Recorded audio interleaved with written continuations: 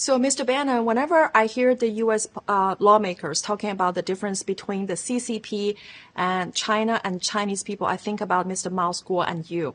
It's you two who have been educating the U.S. public and U.S. government about the critical difference between China and the CCP and Chinese people. So, what are the priorities do you think that this committee should be focusing on to hold CCP accountable? I can't emphasize enough how important that clip is you just played. Before, and look, I've had a small part in it, right? A small role.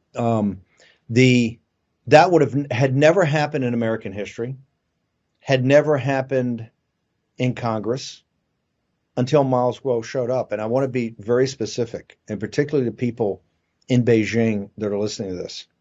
The American elites had sold the American people a bill of goods that as they gave China most favored nation status, and they gave the Chinese Communist Party all of these trade benefits and basically shipped the manufacturing jobs over. The great lie that was perpetuated to the American people, the American Lao Beijing, is that China got more, ingrained and inextricably linked into the world economy. Yeah. They would not only become capitalist, but most importantly, they become essentially liberal Democrats or open to democracy and all the freedoms that the American people and people in the West have.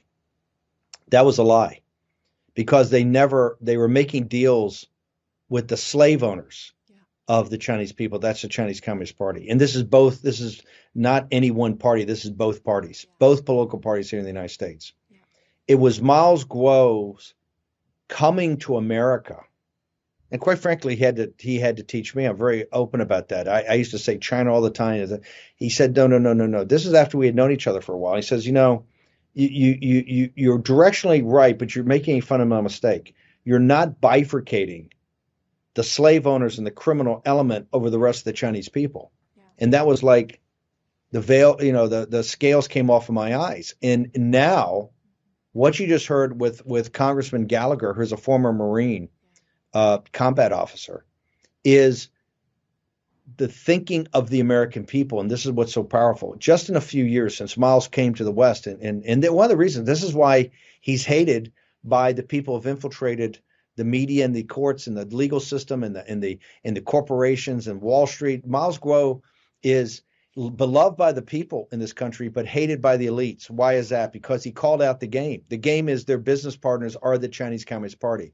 The beauty of that is when Gallagher is rising to form this committee in this sacred temple of democracy, he actually makes the specific distinction at the very foundation of this committee, that this is not about China, and this is not about the Chinese people. This is about the Chinese Communist Party. And it couldn't be more powerful. And that is the hard work of the new federal state of China. This is why I'm so honored and humbled to be associated with all the work that you do in Miles Guo. And so whatever they say about Miles Guo in the future, I tell everybody this, come to me to do interviews, and Miles Guo does this, and Miles Guo does this, and Miles Guo does this.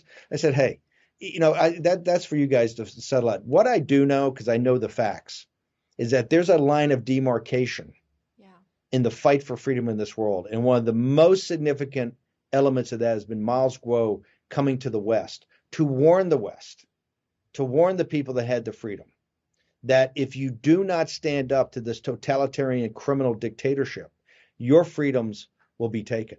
That the elites in the world will copy their model. They're not coming more your way. That's a lie. What you have is an apparatus, right? A global elite that's going to go more to their authoritarian dictatorships.